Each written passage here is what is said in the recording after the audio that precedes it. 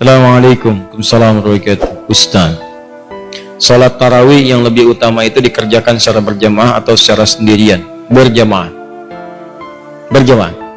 Dalilnya pertama dalil umum, salatul jamaati afdalu min salatil fardhi bi 27 darajah. Salat berjamaah lebih utama daripada salat sendirian dengan pahala 27 rakaat. Yang kedua, perbuatan Nabi itu sesungguhnya memuliakan salat jamaah. Maka Nabi ke masjid hari pertama orang makin banyak, ke masjid kedua orang tambah banyak, ke masjid ketiga tambah banyak lagi. Karena semakin banyak, besoknya Nabi ke masjid.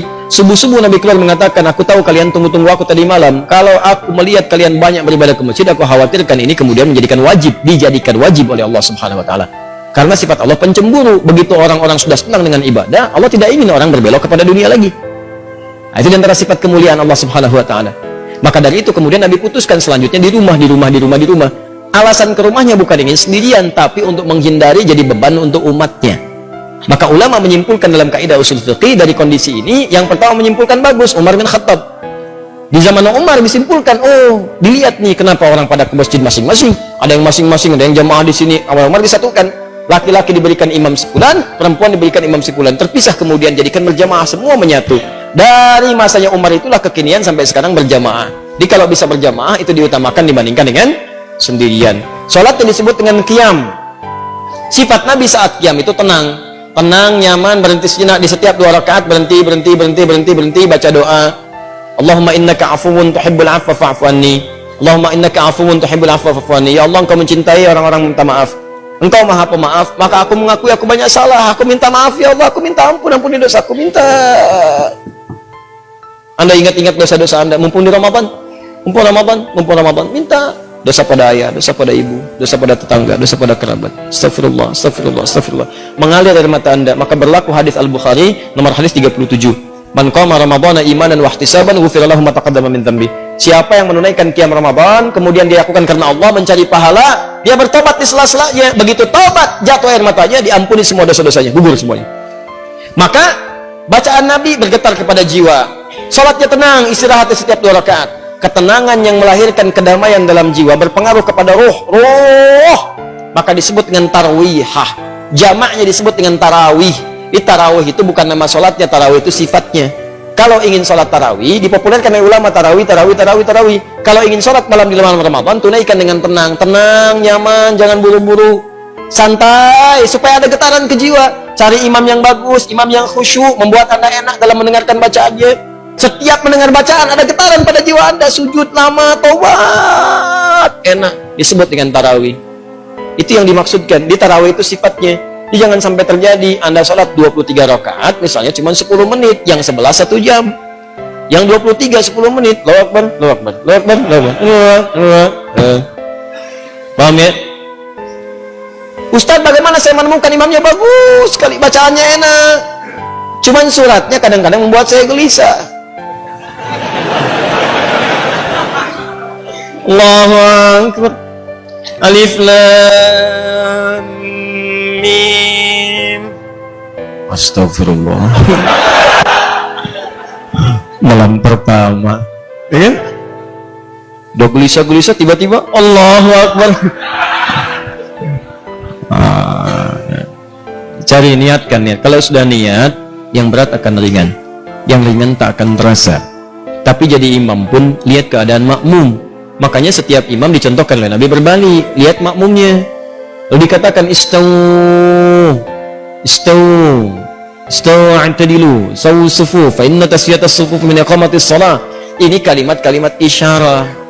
Dalam hadis itu, dalam bahasa fikih terdapat 2 tuntunan. Ada kalimat namanya haqiqah. Kalimat haqiqah itu langsung diucapkan sesuai dengan bahasanya, jangan dirubah-rubah. Kalau Arab sudah jangan dirubah. Seperti adzan itu sudah haqiqah, kalimatnya seperti itu.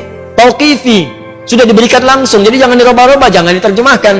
Kalau diterjemahkan perasaan ke hati nggak nyaman, kedengarannya nggak enak. Allahu Akbar, ke hati enak, ada getaran di jiwa. Bahkan terasa yang di Quran surah 8 ayat ke-2 itu terasa. Al-Anfal ayat 2, innamal mu'minuna alladzina idza dzukirallahu wajilat qulubuhum. Orang-orang beriman itu kalau disebut nama Allah bergetar jiwanya. Begitu dengan suara adzan ada getaran di jiwa. Kalau coba Anda terjemahkan, getaran jiwa itu hilang. Allah Maha Besar, Allah Maha Besar.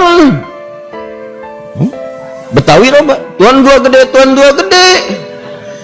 Ke Bandung, Allah nu agung, Allah nu agung. Gak ada getaran di jiwa.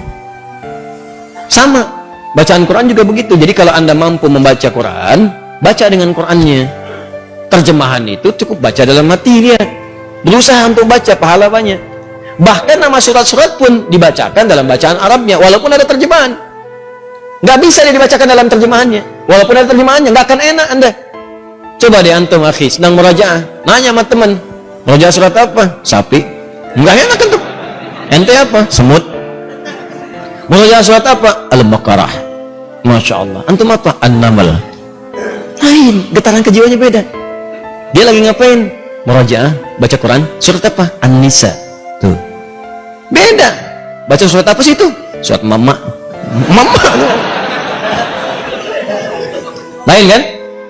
Nah, maka demikian kalau mau mimpin sholat berbaliklah, tidak harus menggunakan bahasa Arab, boleh menggunakan bahasa lokal yang dipahami.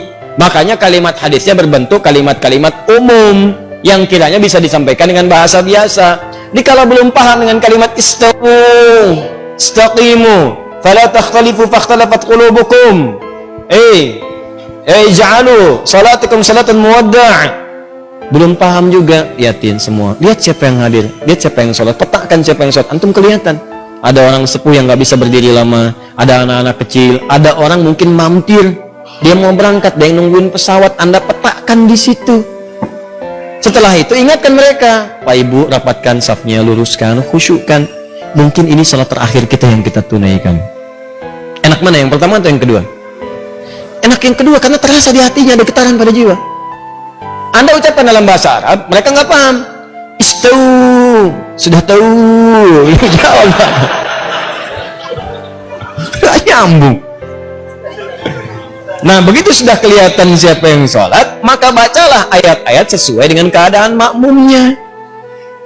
Kalau makmum nggak pandai, nggak bisa, nggak kuat berdiri lama, baca surat-surat yang pendek. Bukan aib baca surat pendek, justru di situ berpahala. Kalau kira-kira bisa kemudian berdiri lama dan sholatnya mendukung itu, subuh, isya, baca sholat yang panjang. Jangan maghrib baca Al-Baqarah, subuh qul huwallah. Paham ya? Awas hati-hati, ini menyesuaikan, karena Mu'adz pernah mengimami, Mu'adz bin Jabal. Bayangkan sholat maghrib, sholat isya, bacakan Al-Baqarah. Di belakang orang baru pulang kerja, makmum di belakang. Begitu makmum di belakang, Allahu Akbar, baca Al-Baqarah sampai tuntas. Begitu salam, kosong. Kejadian. Ketemu para munafik nih orang, katanya munafik, karena ciri orang munafik itu malas-malasan sholat isya. Nggak terima, orang datang ngadu ke Nabi, ya Rasulullah, si Mu'adz tuh kenapa Mu'adz nyebut kami munafik? Ya padahal saya si Fulan disebut munafik, katanya kan. Baik, sebut bisa. Setelah itu dipanggil Mu'adz, jadi klarifikasi. Ini klarifikasi, kalau ada yang kurang tepat klarifikasi. Mu'adz, apakah benar kamu mengimami baca Al-Baqarah? Benar ya Rasulullah. Kenapa kamu baca itu? Saya kan contoh Anda. Saya sholat di belakang Rasulullah baca surat Al-Baqarah. Siapa yang saya rasakan, itu yang saya praktekkan. Wah, pinter. Nabi lebih pinter. Kata Nabi, kamu benar ya Mu'adz, tapi kan imamnya saya, makmumnya kamu. Kalau kasus kamu, imamnya kamu, makmumnya mereka. Nggak kuat keadaannya, maka sesuaikan dengan mereka. Paham ya? Baik.